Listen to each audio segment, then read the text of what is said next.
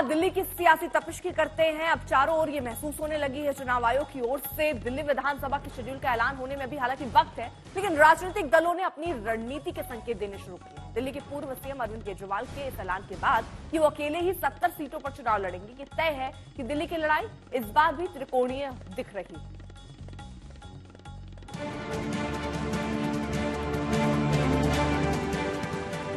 दिल्ली में कोई गठबंधन नहीं होगा।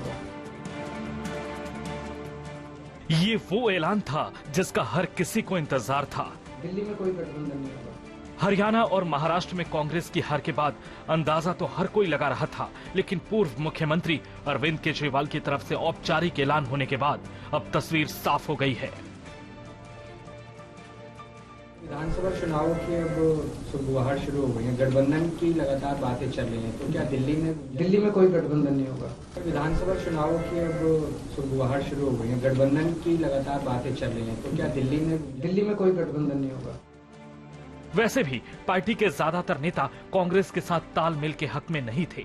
लोकसभा चुनाव में भी कांग्रेस के साथ चुनावी मैदान में उतरने का आम आदमी पार्टी को कोई फायदा नहीं हुआ था।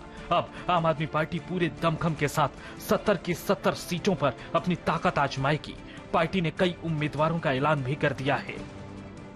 जब से अरविंद केजरीवाल जी पदयात्राएं कर रहे हैं, दिल्ली वालों के बीच पैदल चल के उनसे मिल रहे हैं, हाथ मिला रहे हैं, भारतीय जनता पार्टी को नींद आनी बंद हो गई है।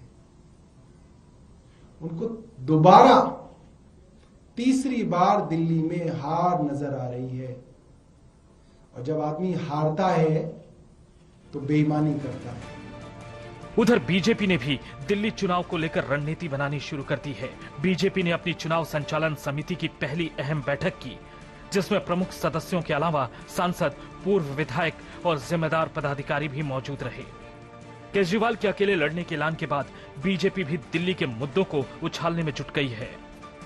अरविंद केजरीवाल जी 10 साल से दिल्ली के अंदर मुख्यमंत्री के रूप में रहे हैं, 9.5 साल। अभी भी उन्हीं की सरकार है, आतिशी उन्हीं की खड़ा हूं मुख्यमंत्री है।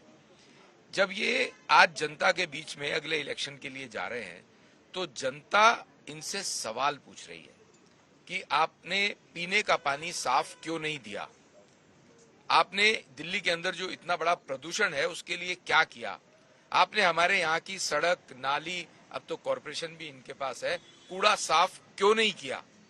तो जब जनता उनसे सवाल पूछ रही है, इनके कार्यकर्ता और ये लोग एजिटेट करते हैं।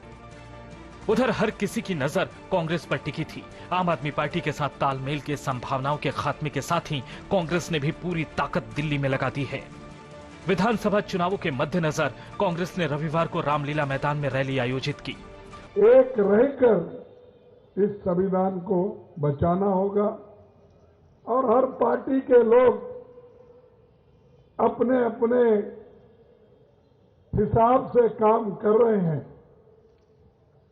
उसके साथ ही हमको लोकतंत्र को भी बचाना है, और लोकतंत्र नहीं बचेगा, आपकी हिस्सेदारी नहीं बढ़ेगी।